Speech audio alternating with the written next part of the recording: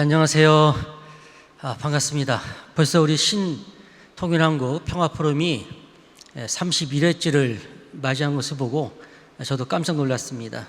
많은 시간, 더구나 코로나가 창궐되고 있던 이 시기에 신통일한국을 위한 진정성 있는, 지속성 있는 평화포럼이 유지되고 있다고 하는 건 대한민국의 희망이고 세계 평화의 희망이라고 생각이 됩니다.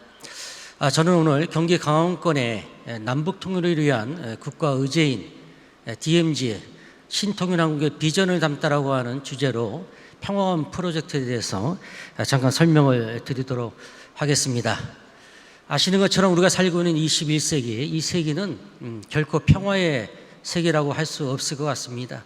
2001년이 9월 11일 9.11 테러로 시작된 이 세기가 벌써 이제 20년이 넘었지만은 전 세계 곳곳에서 기후 위기라든지 또 최근에 벌어진 우크라이나 러시아 전쟁이라든지 또 남북 간의 대치 상황이 극한으로 치닫고 있는 이런 상황들을 볼 때 정말 우리가 살아가야 될 이 지구촌이 언제쯤 평화가 정착되어지고 안착되어질지 염려가 되는 이런 때를 우리가 살아가고 있습니다. 이런 모든 그 세계적인 위기와 더불어서 남북한 우리 한반도는 또 다른 위기를 맞고 있다고 생각이 됩니다. 지난 69년 동안 이 DMZ를 위로 밑으로 이 분단선을 두고서 69년 동안 이데 올르기의 대립으로 한반도는 지금 전 세계에서 유일한 분단 국가라고 하는 오명을 지우지 못하고 있는 것이 현실이라고 생각이 됩니다. 이 DMZ가 정말 지금은 대립과 갈등의 그런 분단선이었지만은 앞으로 미래에 이 DMZ가 어떻게 기억이 돼야 될지에 대한 생각들을 이 시간 함께 해보면 좋겠습니다. 지난 작년입니다. 2021년 4월 20일 잠실 롯데에서 신통일한국 컨퍼런스가 있었습니다. 이때 우리 이지구의 회장이신 경기 강원권의 우리 황보국 회장께서 제2지구 DMZ 이 프로젝트에 대한 처음 이제 선포를 하는 시간들을 가지게 됐습니다. 이때 내용은 한반도 평화 중립지구 선언에 대한 정책 제안의 내용이 되겠습니다. 그것은 우리 한반도 특히 남쪽에 강원도 철원을 지역을 중심으로 또 DMZ 건너편에 있는 북한의 평강을 중심으로 해서 하나의 미니 신도시 평화 중립지구를 만드는 제안을 구체적으로 이때 시작을 하게 되었습니다. 이것이 갖는 세계사적인 위의 또는 동북아와 한반도가 갖는 의의가 있습니다. 지금의 북한의 핵무기 때문에 얼마나 사실은 지난 몇 년 동안 엄청난 회의도 있었고 또 어떤 회담의 결실도 있었지만은 결국 그것이 지금은 북한이 핵무장을 이제 해제한다는 것, 이거는 거의 불가능하다는 생각들을 다 갖게 됐습니다. 그럼으로 인해서 남북한의 긴장 관계는 계속되고 있는데 이 DMZ를 평화지대로 선포하고 이 접경 지역을 하나의 미니 평화의 롤 모델로 우리가 이것이 정착이 되어진다면 우리 한반도뿐만 아니라 세계 평화와 동북아 정세에 크게 평화 안착이 되는 계기가 되어줄 줄로 생각이 되는 것입니다. 그때로부터 해서 한 1년 동안 저희들이 남한의 철원 지역의 평화원 프로젝트의 하나의 평화공원 또는 미니 신도시에 대한 마스터 플랜을 세우게 되었습니다. 마스터 플랜 안에는 토지 이용 계획이 들어가 있고요. 아주 구체적인 내용들이 전문가들을 위해서 담기게 되었습니다. 그것뿐만 아니고 DMZ 넘어 있는 그 평강원에도 북한의 평강원도 저희들이 그 전체 지역을 조사를 하고 또 가장 남한에 있는 전문가들을 그룹을 모아서 여기도 평강원에 대한 토지 이용 계획을 비롯한 많은 계획들을 세우게 되었습니다. 남북한의 관계가 좀 더 경색 국면이 좋아진다면 완화된다면은 북한의 이런 것을 제한할 수 있는 기반들을 닦은 지난 1년 동안의 시간이 되었습니다. 이것은 DMZ를 가운데 놓고 남북이 서로 하나의 케이블카로 연결될 수 있는 이런 모델도 세워놨는데요. 정말 DMZ는 제2주제에 우리 전용재 춘천 MBC 기자님이 이제 발표를 해주시겠지만 천혜의 정말 생태 보고가 DMZ 안에 있는 것입니다. 정말 세계적인 관광 명소가 되어지리라고 생각이 됩니다. 지난 1년 동안 평화원 프로젝트는 대국민 정책 여론 조성에 힘써 왔습니다. 춘천 MBC 그리고 경인일보와 강원일보 등 우리 경기 강원권의 유력 방송과 언론인들이 여기에 참여를 했고요.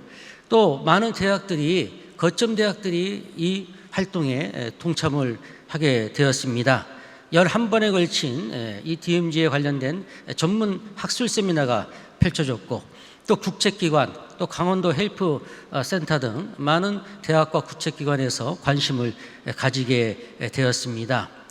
그 결과 작년 11월 7일에는 잠실 롯데호텔에서 2주고 단독 주관으로 싱크탱크 2022 포럼이 열렸고요.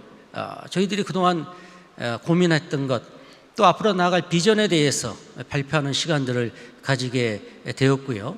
이런 내용들을 중심으로 해서 평화 백서도 발간을 하게 되었습니다. 학술 세미나 11번에 걸친 학술 세미나와 또 평화원 프로젝트에 대한 비전, 마스터 플랜들을 자세하게 엮은 책을 2권을 만들어서 우리 한학자 총재님께 봉헌하는 시간도 가졌습니다.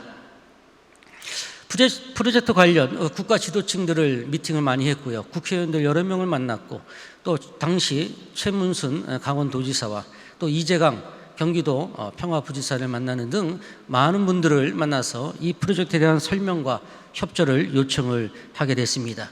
지난 1년 동안에 1단계 평화원 프로젝트가 진행이 됐던 것을 간략히 말씀을 드렸고 올해 후반기부터는 제2단계 프로세스가 이제 진행이 되고 있습니다. 1단계 프로세스를 더 연장시킬 수도 있었지만은 지금의 남북 관계는 굉장히 경색되어 있습니다. 개미 새끼 하나 북한으로 들어갈 수가 없고 저희들이 북한을 겨냥해서 제안을 할 수 있었던 그런 플랜들이 지금 당장은 좀 어렵게 되었습니다. 그래서 우선적으로 우리 대한민국이 취할 수 있는 최적의 국가 의제, 최적의 우리의 활동을 역량을 직결시킬 수 있는 내용으로 제2단계 프로세스가 전략이 세워지게 된 것입니다. 그동안은 강원도 철원을 중심으로 마스터 플랜이 세워졌다면 이제는 남한의 15개의 접경지역과 북한의 8개의 접경지역을 전체를 포괄할 수 있는 광역권의 프로젝트로 이것을 확대한 것이 되겠고요. 따라서 지방자치단체의 역할이 굉장히 중요해졌습니다. 또 그 15개 접경지역에 많은 NGO 단체들이 있습니다. 환경단체를 비롯한 이 NGO 단체들의 참여도 중요하게 되어졌습니다. 또 저희들이 조직이 단순히 정책 제안과 마스터 플랜만 세우는 것이 아니고 각 지역에 추진위원회를 결성을 해서 실제적인 조직들이 현장에 뿌리를 내릴 수 있도록 이런 전략으로 제2단계 프로세스가 진행이 될 것입니다. 경기도가 가진 특수성이 있습니다. 아시는 것처럼 경기도는 전국에서 가장 많은 인구수를 품고 있는 제1의 도가 되겠습니다. 13만 590만 명이 경기도에 살고 있습니다. 전국 인구 1위입니다. 그럼에도 불구하고 경기도는 또 많은 접경지역 시군구를 품고 있습니다.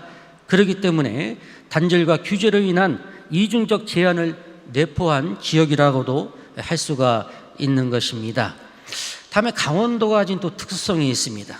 강원도는 전국의 도 단위에서 사실은 경북을 제외하고 면적으로 본다면 가장 큰 면적을 가지고 있지만은 또 가장 적은 최소한의 최소 인구수를 가지고 있는 곳이 바로 강원도입니다. 강원도에 18개의 시군구가 있는데 그중에 5개의 시군구에 12개 사단이 주둔합니다. 여기 군사시설 보호구역의 면적이 5개 군 전체 행정구역의 57.3%가 될 정도로 이 군사적 시설이 많다고 하는 것, 그것이 사실은 이 강원도를 개발하고 발전시키는 데 큰 또 제약이 되고 있는 것도 현실인 것을 알게 되는 것입니다. 지금 세계는 세계화가 진행되고 있습니다. 그 세계화 때문에 많은 경제적인 또 물리적인 혜택을 우리가 받아서 싼 물건을 공급받고 있었지만은 이 우크라이나 러시아 전쟁으로 인해서 이 세계화가 이게 좋은 것만은 아니구나라는 생각도 갖게 됩니다. 근데 지금 세계는 이 세계와 더불어서 지방화가 지금 진행이 되고 있습니다. 세계 선진국들이 특히나 일본, 프랑스, 미국, 영국, 독일 같은 곳에서는 이 지자체가 자기들의 지자체의 군사적 또 행정, 경제적인 것들만 가지고는 안 되겠다. 이웃한 도시들과 연합을 해서 광역연합으로 묶어서 이 지자체의 활동 범위를 넓히는 이런 추세들이 지금 벌어지고 있는 것입니다. 한국도 마찬가지입니다. 2020년 12월 달에 광역연합 설치에 대한 운영을 담은 지방자치법이 정부 개정안으로 통과가 되었습니다. 그 일환으로 올해 4월 19일 부울경 특별연합이 출범이 되었습니다. 부산과 울산과 경남이 서로 한데 모으면 한 800만 정도의 인구수가 됩니다. 수도권에 맞서는 그런 새로운 성장축을 기대한다고 해서 이제 올해 안에 여기에 특별자치단체장과 또 의회 의장도 선출하는 계획을 가지고 있습니다. 그런데 약간 제동이 걸린 것이 이번 지방선거 때 경남도지사가 이제 새로 바뀌었습니다. 가만 보니까 부산에 너무 유리하게 이 법이 되어 있다고 생각이 돼서 주춤한 그런 상황이지만 한국에 유일하게 또 최초로 특별지자체가 처음으로 출범하는 일들이 한국에서도 아마 벌어지리라고 생각이 됩니다. 그런 의미에서 저희 평화원 프로젝트도 평화원 광역연합의 개념으로 지금 제2단계 프로세스를 전략을 세우고 있는 것입니다.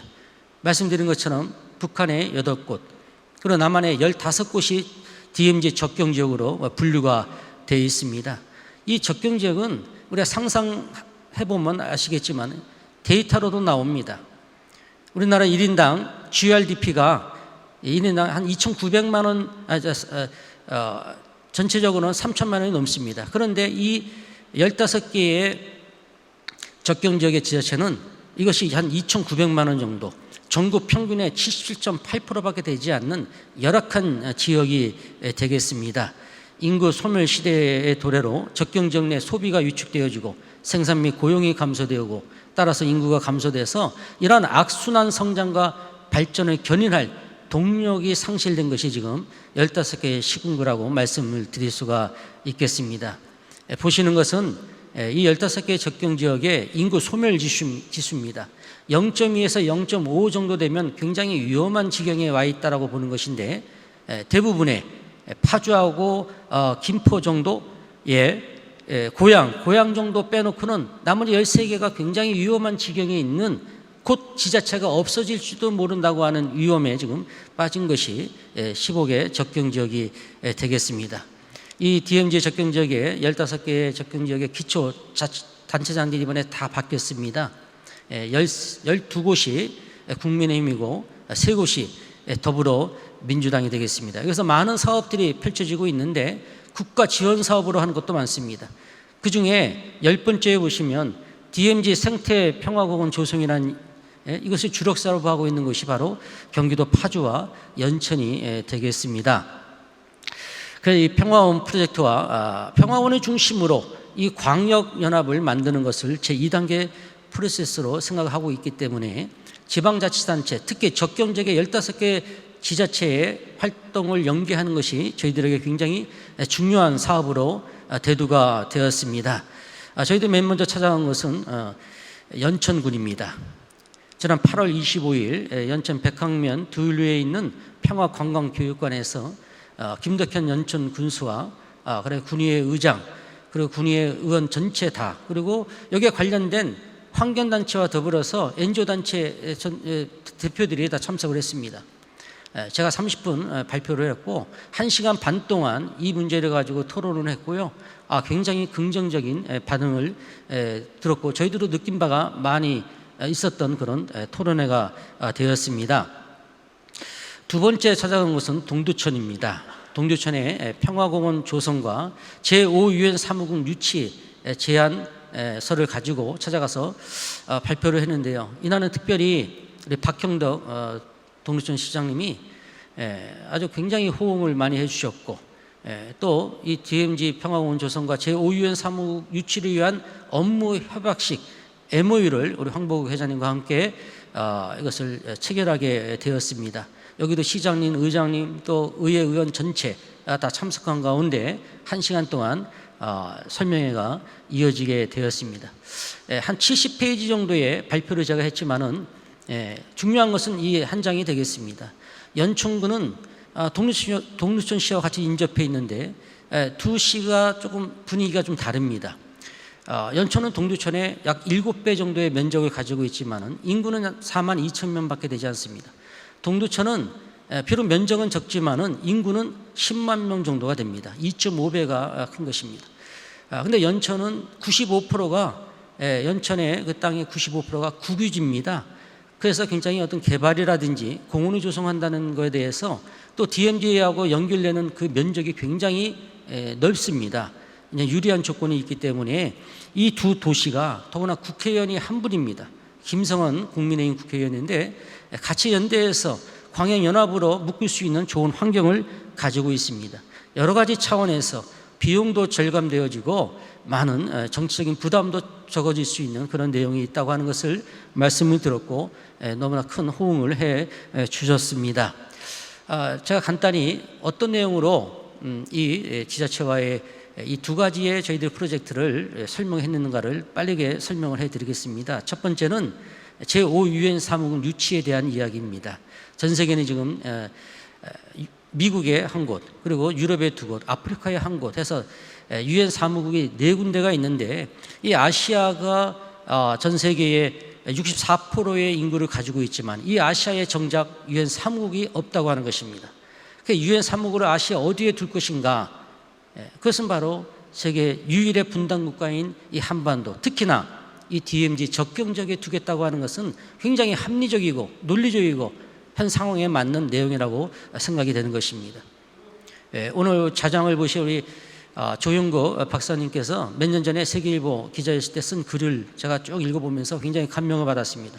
맨 마지막 장만 제가 한번 읽어보겠습니다. 맨 마지막 문구입니다.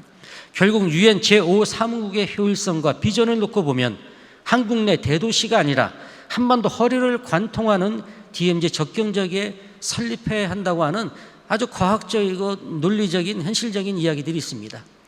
박수 한번 쳐주시죠. 제5 유엔 사무국의 한반도 유치는 정말 여러 가지의 효과가 있습니다. 그 중에서도 우리 적경지역 지자체장들이 좋아하는 것은 역시 경제적인 효과입니다. 유엔 사무국이 들었으면 적어도 10,000명 이상의 직원들이 상주하게 되는 것입니다. 가족들을 합치면 3만 명에서 4만 명이 될 것입니다. 그래서 제가 맨 마지막에 우리 자치단체장님한테 이야기합니다. 가장 중요한 것은 저희들이 제안하는 게 중요한 것이 아니라 우리 지자체장님 또 거기 주민들이 열렬한 적극적인 그런 유치 열망이 필요하다. 이것이 없는데 어떻게 거기에 우리가 국제적인 협력을 하게 되겠습니까? 이것을 강조하면서 다니고 있습니다. 현재 유엔의 위상이라고 하는 것은 진선배 교수님께서 아까 말씀도 계셨지만은 유엔에 정말 그 한계가 이제 생긴 것입니다. 이번 우크라이나 전쟁 때 상임이사국의 한 나라인 러시아가 한 나라를 지금 침공하지 않았습니까? 결국엔 젤렌스키 대통령이 이러려면 유엔을 해체하자라고 주장할 정도로 지금 유엔에 대한 신뢰가 좀 땅에 떨어졌습니다. 우리 김석한 한국외대 교수는 민간 차원에서의 유엔을 만들어야 된다는 주장들이 지금 여기저기서 제기되고 있고 그것이 합리적인 타당성이 있다고 저희들 세미나 때 말씀도 주신 바가 있는 것입니다.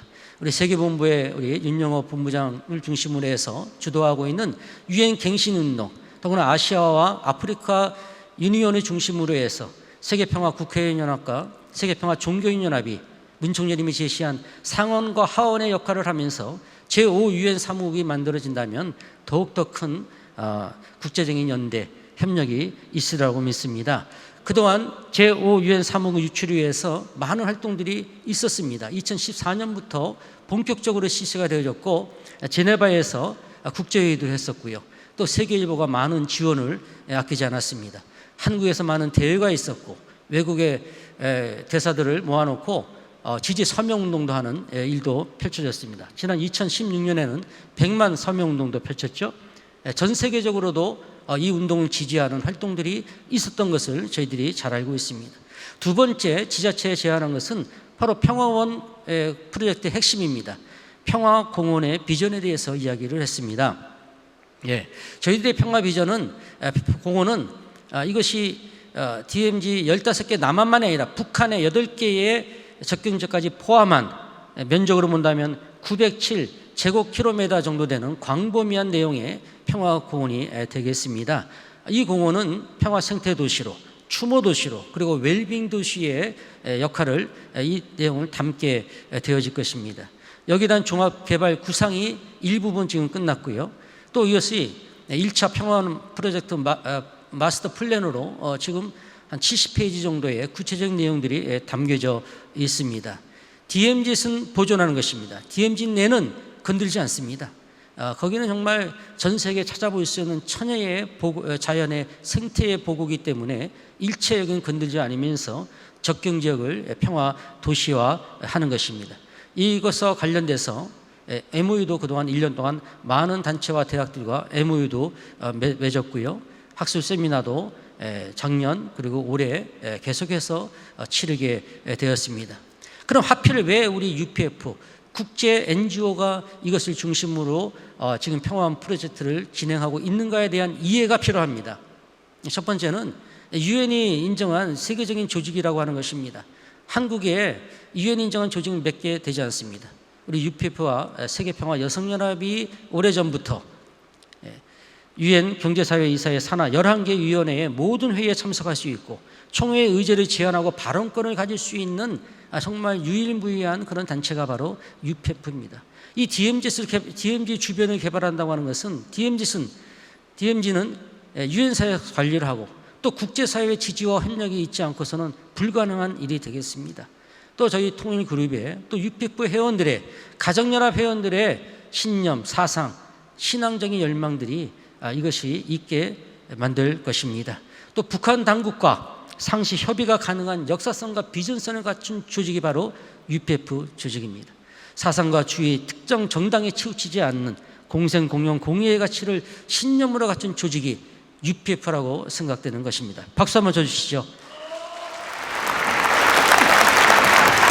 저희들이 1년에 좀 두세 차례씩 아주 큰 세계적인 국제적인 서밋을 하고 있습니다. 제목이 한반도 평화 서밋입니다. 국제 협력 기반을 구축하기 위한 이런 서밋이 되겠습니다. 또 북한과의 경제 협력, 또 북한과의 인적 네트워크가 가능한 정보 교류 네트워크가 가능한 휴민트가 살아있는 곳이 바로 UPF 조직인 것입니다. 이 프로젝트의 성공을 위해서 광범위한 인적 자원이 지금 구성이 되어 있고요. 이분들의 전체를 다 저희들이 지금 활용하고 있는 건 아니지만 중심축에 있는 분들을 지금 지난 1년 동안 같이 협력해서 활동을 하고 있습니다. 국토개발원의 양진원 박사라든지 또 성수동에 있는 마이건축에 우리나라의 최고의 마스터 플랜을 만들 수 있는 곳에 또 우리가 같이 협력을 해서 강승호 대표와 협력을 해서 이 플랜들을 지금 세워 나가고 있습니다. 중요한 것은 예산입니다. 예산을 어떻게 확보할 것인가. 예산을 저희 NGO 단체에서 다 될 수도 있는 것도 아니고 또 하나의 국가 차원에서 되기도 쉽지 않습니다. 그래서 글로벌 펀드를 조성하고 또 국제 협력 개발 기금을 ODA라고 할 수 있는 이 개발 기금을 우리가 명분 있게 이거를 유치할 수 있는 방법들을 지금 노력을 해서 연구를 하고 있고 그렇게 되리라고 믿습니다. 한국도 지금 선진국 대열에 진입을 했습니다. 한국의 행자부에서 작년에 110억을 들여서 제3세계에 대한 교육에 대한 지원들을 하고 있거든요. 얼마든지 한국 정부 또 지자체의 예산 또 도의회의 예산 그리고 글로벌 펀드까지 조성이 되어진다면 빠른 시일에 이 첫 삽을 뜰 수 있다고 믿게 되는 것입니다. 제가 15개의 접경지역에 대해서 강조를 했는데 나머지 경기 강원권 더 나아가서는 한반도 전체의 239의 시군구가 또 북한을 포함한다면 이 한반도 전체가 이 DMZ 평화공원 조성으로 제5 유엔 사무국 유치로 인해서 어느 정도의 혜택을 받을 수 있는가 하는 것은 사실은 숫자적으로 어느 정도 지금 나와 있습니다. 경기도에서 지금 추진하고 있는 것, 강원도에서 추진하고 있는 것, 또 한반도 전체가 하나의 이 관광 벨트로 또 경제 벨트로 묶어지면 어떻게 미래가 펼쳐진다고 하는 것은 지금 많은 지금 데이터들이 있는 것입니다. 결코 이것이 경기도 강원권의 문제가 아니라 우리 한반도 전체에 미치는 평화 운동에 또 남북 통일에 척경이 될 수 있는 DMZ 지금 평화 사업이다라고 하는 것을 말씀을 드리겠습니다. 이를 위해서 저희들이 최근에 그 평화원 프로젝트 시군구 추진위원회를 결성을 하고 있습니다. 전체 경기 강원권의 47개의 시군구를 대상으로 해서 위원장과 부위원장, 자문위원, 고문, 그다음에 사무총장과 5개 분과의 책임자들을 세우는 작업들을 하고 있는 것입니다. 대외협력국, 문화국, 경제국, 언론국, 학술국 해서 5개 문과에 지금 책임자를 세우는 작업들을 하고 있습니다. 지난 9월 18일부터 시작을 했습니다. 경기도 수원시에 추진위원회가 결성이 됐고 위원장으로는 김호겸 현재 경기도의회 의원입니다. 3선 의원입니다. 이분이 지금 적극적으로 뛰어들고 있습니다. 거기에 대한 언론 보도도 많이 나왔었고요. 9월 20일에는 경기도 구리시 추진위원회가 결성이 됐고요. 거기에 대한 언론 보도입니다. 9월 21일에는 오전에는 춘천시에서 추진위원회가 결성이 됐고요. 오후에는 경기도 이천에서 추진위원회가 결성이 됐습니다. 계속해서 이어져 나가리라고 생각이 듭니다.